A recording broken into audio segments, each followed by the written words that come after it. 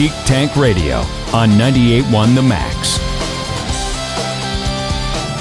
Welcome, everyone. We are the Geek Patrol, and our microphones don't have a stun setting. Today, we're joining you from the film set of Alan Gilbreth's SAG-exempt production of Winnie the Pooh versus Frankenstein versus Cocaine Bear. All right, I mean, I know 2/3 of those are the public domain, Alan, but how you getting around the big Cocaine Bear situation? So, I mean, well, okay. we're gonna substitute in the cocaine shark from Shark Week. Okay, so you're pulling on whatever. Okay, we are. We're gonna pull a fast one on that. I would stay out of the pool. Okay, and SAG gave you full permission to go ahead and do this and make of it as you will, right? That's because the AMPCP are not going to go anywhere near this film. Okay, all right. Anyway, welcome to Geek Tank Radio, everybody. I warned you this was a weird one, You Brandon. really don't research before you do your things, do you? No, throw it against the wall. He's never seen my fish ponds or why those birds don't come back. I'm Joe Thorderson here with my friends Brandon Olmstead and Alan Gilbreth and our buddy Max over there behind the glass. Alan, you owe me a new arm. Okay. Hey, speaking of SAG and the strike and everything, Comic-Con is looking a little different this weekend, and actually, you know what? Maybe it's not a bad thing. A lot of people are kind of going, hey, this is old school. This is what Comic-Con used to look like. The three people who you sat around and talked over. with on a job site the other day, maybe. That is not what a lot of people are saying. Okay. A lot of people are going, oh my God, you have toys? Because a vendor room? I didn't know that. No, this has nothing to do with vendors. This has to do with actual manufacturers displaying things. The toys are still in the show this year. Okay. It's amazing. Okay. Well, so we're going to discuss that. Brandon's going to report in on what happened with Comic-Con this weekend. Later, guys, we haven't done this in a while. We've got a Legends in Geekdom. One of our segments that we do from time to time is celebrating great historical figures in the world of geekdom, or maybe even not so great. But this one is a great. Well, I mean, we try and keep Joe tied to the modern age, but every once in a while he gets away and learns something. Well, it's fun when I admit I learn just as much as anybody in these things. So I'm just gonna tell you his name was Rodolf Toppfer. And he is back. He lived back in the 18th century. No, wait, I guess that's the night. He lived in the early 1800s, and he contributed. He was born in seriously. 1799. So we're going way back, Alan. The way back machine. One of your contemporaries. Yeah.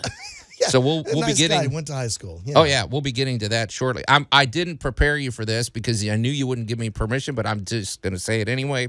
This weekend, I just want to give a shout out to the Cubs radio announcer Pat Hughes, who was inducted into the Baseball Hall of Fame this weekend. It couldn't, say what you will about me. Pat Hughes is a dignified, he is a world-class broadcaster. Joe, I'm muting your mic. Okay. Joe, I'm muting your mic. It's well-deserved. And he had the unenviable task of following the legendary Harry Carey. He's done it with grace. He's one of the best announcers in sports, period. And hats off to Pat Hughes. He's well-deserved. I'll even go in on that with you because who in their right mind wanted to take that mic that next Monday night? Exactly. Nobody. Yeah. That was like you weren't gonna live up to that standard. I mean, it just wasn't gonna happen. But he's done. And bless his heart, he acted like nothing had ever happened before. It was another Monday night, and he just got the job done, and has been doing it ever since. I mean, let's step a little bit farther out with him. I'll have to go with just first time I'm ever going to agree with Joe on this. Well, no, because I mean, he deserves every bit of the props, but I mean, it also makes there's a group of people out there that don't get the recognition they deserve, and that is people who have commentated on all the different types of sports, from your Cubs Hall of Fame announcers to the people doing indie wrestling shows to some poor schmuck who has to do a golf tournament at a Whisper. These guys have a way of making sometimes the most devastating things in sports still seem exciting. I just like when people like Phil Henry satirize them. Yeah. I mean, there's a lot of and the thing is, I was thinking about this the other day because we've been doing this together, you guys here for 8 years. But I can't imagine what goes into being a sports announcer because it's total theater of the mind, and you got to decide what details to share, what details to leave out, and to paint a picture for the listeners. That does not sound easy, and doing it in real time. No, it's really not. I mean, that sounds especially hard. when you think about it. the commentators at a baseball game, I mean, usually you got a bunch of people in the crowd who can see what you're announcing. Right. But they also broadcast you across the radio. They broadcast you inside the various, areas of the stadium where people can't see anything that's going on while they're in line for the bathroom trying to get concessions. You have to be responsible for keeping their excitement levels up. Yeah. And that is not an enviable task. No, And especially when you're announcing for the Cubs. And also, what I like about it, if the limited exposure that I have to Pat and his fellow announcer Ron Coomer. Yeah, that guy. I like how they balance the idea of being anecdotal and entertaining at the same time. Well, yeah, because Harry Carey gave him great advice. He said, "Look, it's all well and good when your team is up 5-0, but when you got to announce a game where you're being slaughtered or you're in last place, that is not easy to do." Can we just take a step outside of the curtain for just a second? Yeah. And that as much as he says it's a limited, exposure, that Joe has come in here and put him in the full Clockwork Orange, staring at Cubs games just so he'd be prepared for this segment. Oh yeah. So. Well, I'm going to throw in, I loved the movie Major League. Yes. Because great they movie. actually did the whole behind the scenes in the announcer booth. Dude. How awful or great Right. or whatever was going on Plus, was happening in that booth. you got Mr. Baseball. You got Bob Uecker there doing that. And it's like the moments when he has finally just given up. He's in just the wife beater, and he's drunk, drinking. and he goes, take it away, I'm toast, and he just lays out, and the poor kid who's been with him this whole time goes, me? Oh yeah, yeah. So Wait, I'm just the color guy. Yeah, and he just, yeah, it's fun, and I listen to the MLB app. So if I'm bored, sometimes I'll listen to other games, and nobody holds a candle to him. He and Ron Coomer are the best. So hats off. It's well deserved. I can't wait to hear his speech. I guess I can go to, I don't know, YouTube or something. Right? It'll be there somewhere. Cooperstown, so I'll find it. But wow, I didn't think I snuck that one in. I didn't tell you guys I was going to discuss that. We're radio but guys. You ran We with love it. talking about announcing. But again, what they used to talk about on the Johnny Carson show, never follow a kid or an animal. Right. Because what do you do? Yeah. Because, Okay, and never You're just follow up Harry against Carey, it. but he did it, and he made it to the Hall of Fame, so hats off, Pat Hughes. absolutely. You're listening to Geek Tank Radio. We're going to take a quick break, and we'll be right back. Buckle your seatbelts. You're listening to Geek Tank Radio on 98.1 The Max. A dozen Ewoks clubbing the microphones would still sound better than this. The Geek Patrol is back. Can't argue with It that. is a rock station. And drop the mic. And welcome back to No way, these things are expensive. I'm not dropping any of these. I can't afford to replace them. Geek Tank Radio, everybody. Hey, that was a good one. I liked it. And Brandon doesn't usually contribute on these things. No, because because I he's usually rolling his eyes and I've looking decided, at you with scorn. I've decided I can't be spiteful to all of them. I've got to accept some of them because you're never going to let them go. Absolutely. You'll have to pry these rejoiners out of my cold, dead hands. We can accept that challenge. Okay. Spooky season's coming up. I can make that happen. Okay. I'm Joe Thorderson here with my friends Brandon Olmstead and Alan Gilbreth and our buddy Max over there behind the glass. And if you're just tuning in, boy, I was delighted to I just snuck in a quick little shout out to the legendary now Hall of Fame inductee Pat Hughes, the announcer for the Cubs, who got inducted this weekend. You guys really ran with that topic, and Brandon, you pointed something out. As long as we're throwing out salutes, we it behooves us to acknowledge the passing of Tony Bennett as well. So, Absolutely. I mean, just cool guy. Everybody loves him. He's one of those guys that everybody loves. and what's really sad is that now future Gen Alpha is getting to that point where you could introduce them to blues and jazz and stuff like that, and they they will never understand how cool it is to see Tony Bennett perform. I didn't realize he was as old as he was. I always thought of him as a lot younger. He was performing until not that long ago. Yeah, I mean, Right. he had not retired. He was like 96. Yes. Yeah. Holy smokes. and That's older than and Stan Lee suffering was. from dementia. Yeah. He had a little, and was still hanging with Lady Gaga. Lady Gaga, that was not a collaboration I was expecting, but it was so good. Yeah, Well, but you know, it he's really- performed with a lot of people. Now that I think of it, didn't he perform with, like, I don't know, Bono and all these Like- guys? I mean, And he- everybody wanted to hang out with Tony. I Bennett, think the so- technical term is pert near everybody. Yeah. Yeah. And I mean that's the thing is, no matter how good of a musician you are, no matter how good of a singer you are, being on stage with Tony Bennett elevated you. Yeah. Because he was so amazing that you could have taken someone who relied on auto-tune Right. and he could elevate you to the point where, it's just He inspired. He was a he truly huge inspiration. truly a class act. All the I way think that's around. what it is too, Alan, because, we've seen some performers, they might be really good, performers. I'm not going to name names, but Right. I don't necessarily like them. I might like their music or something, but Tony Bennett just had a presence where, he was just a likable person. I don't know what that skill is, or I don't know what, maybe it's just genuineness. Honestly, it's something that deep down I think some folks are just born with that. There's this presence, and you want to be in their presence. Right. And they don't take that for granted. They are kind and humane and generous across the board. And Tony Bennett seems to be one of those guys. I mean, I didn't know him personally, so I don't know. Personally, he might have smacked the crap out of me because I'm Well, I me. don't know, I'm but, very yeah. spiteful and very sarcastic. But I feel that he's one of those guys.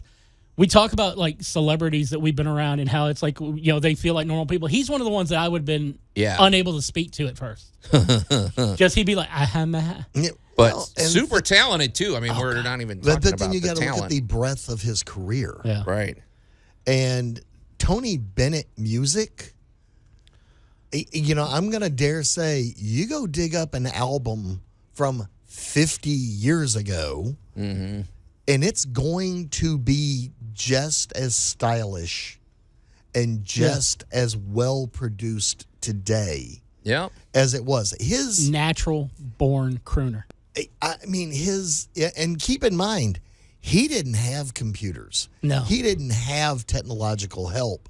These were in the days, as Ethel Merman said, you either knew how to project or you went and sat down. Right. And let's face That's a it, good quote. Ethel would She have can known, project, man. so, yeah. Just a class act all the way across. And anything you can find by him, any collaboration, you can sit down and listen to him for hours without any listening fatigue. So you talk about somebody having a good run. I mean, that's another. Man. It's sad, but really, is it? I mean, 96. Fair play, you Yeah. had an awesome, Yeah, amazing run. And honestly, if you're a creator out there, you do any kind of art, put the Bennett on. Yeah. Oh. There you go. Yeah. It'll put you in a good mood. So, all right. Hey, okay. Let's shift gears. We're gonna tee this up, and then we're gonna unpack it after the break. But go ahead, Max. And now, a legend in geekdom. Forgot what that sounded like. You can literally, Who is that voice? Who I'm produced going to have that? trouble forgetting what that sounded like. Okay. you Hey, can hear the pocket protector in that guy's top pocket. sometimes life circumstances draw it. You become a historical figure whether you wanted to or not, and maybe not for the reasons you choose. And that's a perfect. How many times do I have to apologize? I was acquitted. Okay, we're not talking about you. We're moving on, Brandon. But so today for Legends in Geekdom, we are going to talk about Rodolf Toppfer. I don't know whether it's Rodolfe. It's whatever. He's a Swiss. He was from Switzerland. And anyway, let's just cut to the chase. He is credited with being the world's first comic book creator. We know we can get into these debates. I mean, you could even say our Egyptian hieroglyphics comic books. No, not really. No. We're talking about an actual printed book that was used, words and pictures and what do they call it? Sequential art to tell stories. And he fell into this sort of accidentally. But Max, you were intrigued by this character too. So, I mean, what's interesting is even his self-portrait makes him look a little bit like Elton John. So it's interesting how contemporary he looks for a man who's so aged in terms of like his. Prove that he isn't. Ooh, well, I'm intrigued. It's interesting. So, as Alan said, he was born in 1799. He did not live too long. He died in 1846, but he was in that period of time where the artistic style. He really wanted to be a painter. That was his goal. His father, Wolfgang Toppfer, was a very well-respected and very well thought of painter. And this was in an era when painting was all about realism and putting detail into the, down to the fabric of the people in the portraits and everything. And some really cool art came out of that. But you if you're going to create that art, you have to be able to see. Let's put it that way. You have to have a literal eye for it. And it's very detailed work. And unfortunately, Rodolfe's eyesight started to go, which led him in another direction. And we're going to talk about that when we come back here on Geek Tank Radio.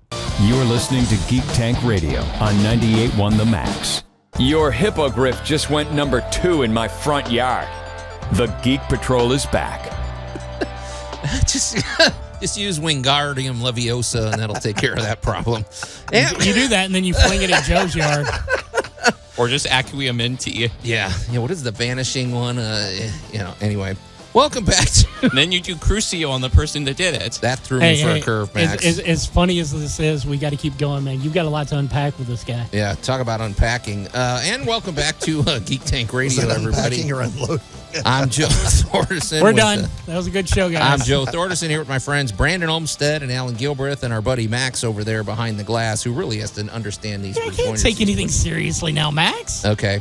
Hey, if you're just tuning in, we are in the middle of one of our Legends and Geekdoms segments, and we're discussing today a guy that his name is Rodolf Toppfer, born in 1799, died in 1846, and he is credited as the creator of comic books. And I think the argument could be it's pretty well made. They were definitely published. They definitely told stories like a comic book would. They didn't use word balloons. They had words underneath the panels, but it was close enough. But so, Max, I know you did some research on him. Basically, what happened, he had aspirations to be a great painter like his father was. He studied in Paris, and unfortunately, his eyesight started to go bad. And the work coming out at that point was very detailed, very... you really had to see what you were doing, and he just couldn't. His eyesight was failing. He wasn't blind, right, Max? So, I believe, and he progressively became blind. So I think at one point he had to kind of throw in the towel. So a lot of his work, maybe you can kind of sense a certain level of desperation. Like he was trying to get out as much as he could while he could. Right. Kind of similar to Beethoven, where while his hearing was becoming progressively worse, good point. Put out a lot of work. So he was a creative soul, and so, but he, you have to make a living too. So he went and he worked. I guess he he worked at a school, like what do they call a boarding school.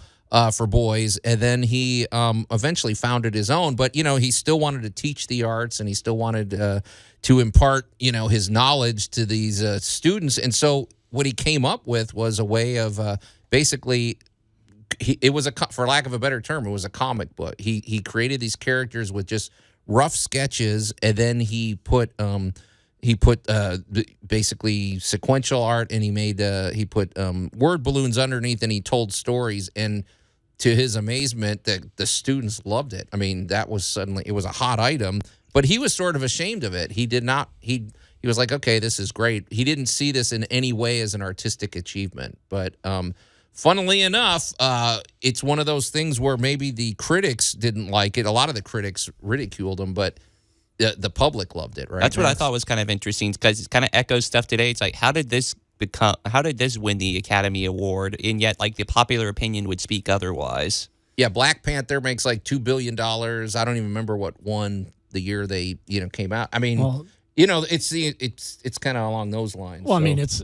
We like to talk about it being a popularity contest, but the truth of the matter is everybody voting in this contest is part of a clique. Right. Marvel films and Star Wars don't fall into the clique. Yeah. And I want to circle back real quickly to the critic thing. What I like about the story of Toppfer is he's also a story of redemption with regards to one of his major critics. Because that's right. Johann Wolfgang von Goethe, better known for his work like the legendary Faust. Right. He was at first he was a big critic of caricaturists, and he thought they were an offense to art. And yet one of his people circulated Toppfer's work to Goethe at a time when he was feeling low, and he's like, "This is pretty funny. I like this stuff," and it kind of cheered him up. Yeah, I mean, in the midst of all of this artwork that's detailed and highfalutin, you could say, this comes along, but yet it spoke to people, and it was fun, and he did funny stories, right, Matt? I mean, that was another thing. It I mean, was there was- lighthearted and There was literally a story called Histoire de Monsieur Vaubois. Pardon my French, quite literally. And it translates to the story of Mr. Blockhead. right. and I'm sorry to say, Alan, there were plenty of flatulence jokes and stuff even back then in this work. So I would like to apologize to our Sunday morning listeners for having to learn. yeah. I got a little student like in there. I was sitting there listening to Joe, listening to Max, and it's like, oh wait, I'm supposed to be participating.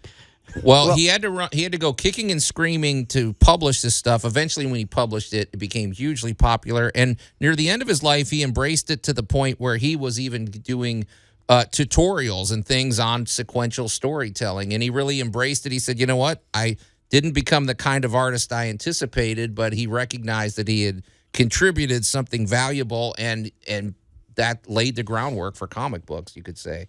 I don't know what the gap was between now and when the next, there were probably things in between, comic strips and things and newspapers, but right? You've got to definitely, acknowledge the inspiration for it there. Yeah. Well, keep in mind of very, very powerful, famous people doing something simple or common or a little off color of, he came along at a time in 1799 of, he's right at the tail end of Ben Franklin.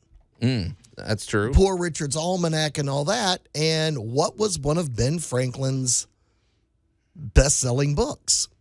I don't know, but remind me, because Fart Proudly. That's right. Okay, yeah. And they even back then they called it that. So yeah. And so as he comes along, that book had kind of come and gone a little bit, but I'm sure he saw it.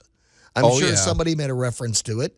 And oddly, he is one of these characters that, while he was denied the really complex thing he wanted to do, he brought that same energy and that same talent to the quote-unquote simpler format, which reached the common person easier. Yeah. And what I like about the idea of his story is the idea of harnessing human suffering and making it a catalyst for bringing in something beautiful to the world. Right. We talk about that too, Max. It's a good point.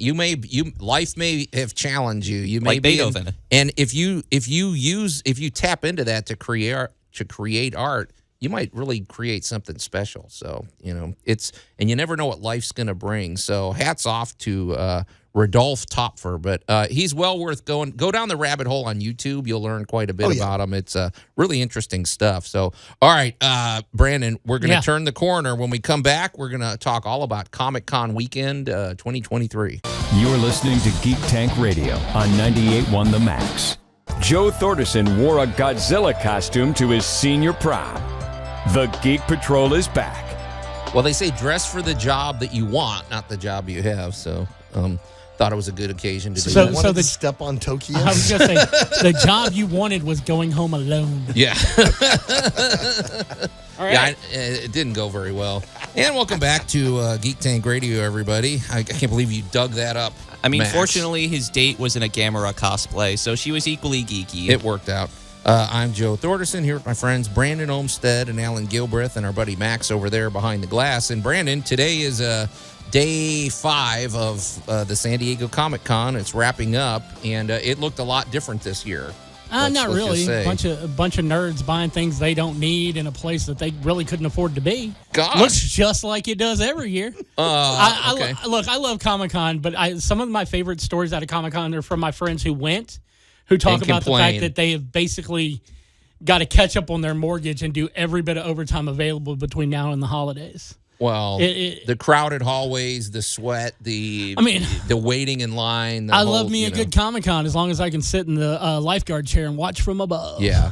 I don't know. The Comic-Con Yes, I'm needs talking a out on bigger place. I mean, you would think. I mean, the San Diego Convention Center is big, All right. but you can't cram 160,000 But people that's the in thing, there. Joe, is it's big enough. The problem is line etiquette, which people don't understand. But we're not going to get into that. We're going to talk about the cool things about Comic-Con this year. Yeah. Okay. Now, going into this, we beforehand, due to the writer's strike, we already knew that almost all the major studios were going to take a step back because they didn't have anybody to, prepare their wonderful, rousing speeches of going in there, so they can go in there and talk about how great these movies are. Right. And then with the writers, dipping out. The actors, you mean? The actors. I'm sorry. There's so many people striking that deserve better pay right now. Right. I'm one of them. I'm not striking, but I deserve better pay.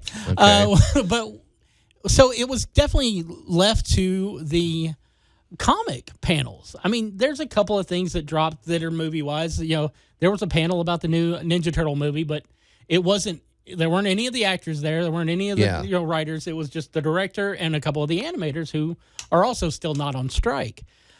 But we're getting, we got some cool new stuff about the new Mortal Kombat has come out of this.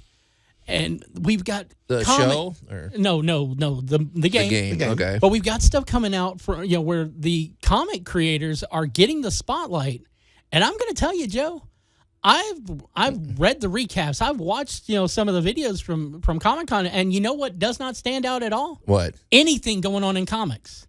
Oh. Because it is being completely and utterly overshadowed by the toy displays out front. Oh, interesting. The toy companies always have a big presence at Comic-Con, but this year it seems like that's what's drawing everybody's attention. There are people who are going in and watching. It's like they aired the first 2 episodes of the new Tiny Toons Looniversity, and a friend of mine from back east is, he flew all the way across the country in order to go see, go to Comic-Con because he was excited, and then about 90% of the stuff that he was going there for didn't happen, but he's managed to find things in there that he would have never found interesting otherwise. Well, And I mean, they're having a blast because it's now it genuinely feels like the type of convention he's used to going to, and not just this big showcase for movies. Well, we've talked about that in the past. If you go to Hall H, where all the if you want to see Robert Downey Jr. and you want to see all that, it's literally it's almost like a survival thing. You're going to sit in there hours. And you got to sit through panels you don't care about. It's almost like camping out. Yeah, it's a lot of work, and I wonder if it's worth the payoff. Well, see, I've never felt that it's worth the payoff because everything that happened to that panel within 10 minutes of the panel being over. Someone has posted it online. That's whether true. it be in video format or one of the quickest live tweet, recaps. So that's never seemed all that interesting to me is, Hall H, and then that little green room afterwards where, people basically sit there and give interviews to all the different news outlets that go. Mm-hmm. Yeah. I've always been more of a fan of what's going on the floor. Right. But now stuff that normally goes on the floor has been moved into the big halls because, they have a platform. So they're now. they're getting their chance to show why comics should be getting the spotlight. And sadly, I don't think it's really working out for the way that they wanted to.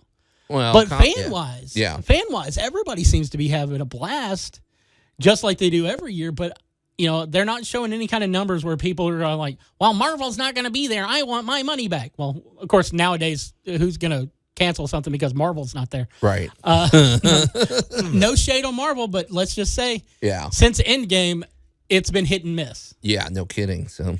But one of the things that really stood out to me is, like I was saying, the toy floor, where Hasbro has shown us things that they are bringing out that we weren't expecting, like the toys based on the old 90s X-Men cartoons proposed sequel that's coming to Disney eventually. Yeah. We've got Crystar, the Crystal Warriors, which was a just generic, toy line in the 80s where, everything was made out of clear plastic and it shines in the light. Crystar. Marvel did a mini series based on these comics. So Hasbro has those characters and they're re-releasing those now. Huh. Interesting. I was also kind of curious too, Brandon, if you knew this, because one of the fond memories that I have about not going to Comic-Con but wanting to go to Comic-Con is that Lego releases things exclusive to Comic-Con that you can only find there, like mini sets. Yes, I was wondering if they had those. And they have some really cool sets that I don't know if these things were put together for Comic-Con or if they're actually something you could buy at Comic-Con, like a deluxe version of Jabba the Hutt's throne room. There was, and I mean, it's like $300. Oh yeah, but it's huge. Mm-hmm. And they always do some really cool stuff. And I know that our friend Dan the Lego Man had been talking about Indiana Jones sets. Mm-hmm. I believe there's a couple of exclusive Indiana Jones sets for SDCC as well. Something else, though, that got announced at SDCC, if you're a Batman fan and you love the movies from back in the Keaton days all the way through Ben Affleck, they have released a 6-figure set that includes Michael Keaton Batman from the first one, Val Kilmer's Armored Batman from 3, George Clooney's, Ben Affleck's, Christian Bale's, and Robert Pattinson's Batman. And they come with a customizable bat signal that has all the different symbols that was seen throughout those movies. Now that's cool. I think it's pretty wicked. Are they and like you don't the have 12-inch No, figures? there's a regular, like the 7-inch McFarlane Okay. DC Multiverse figures. And you don't have to go to Comic-Con to get that one, though. You can get that one through McFarlane's actual website. Huh? Are you getting paid here? It sounds like a commercial. I'm shilling for hopefully something. He's shilling for a free sample. All right, whatever's going on here, it doesn't matter because we're out of time. So until next week, we are the Geek Patrol, and I am Joe Thorderson. I'm Alan Gilbreth. I'm Maximilian. And I'm Brandon Olmstead. Sadly, breaking the news to Joe that Andor Season 2 has been halted due to the strike.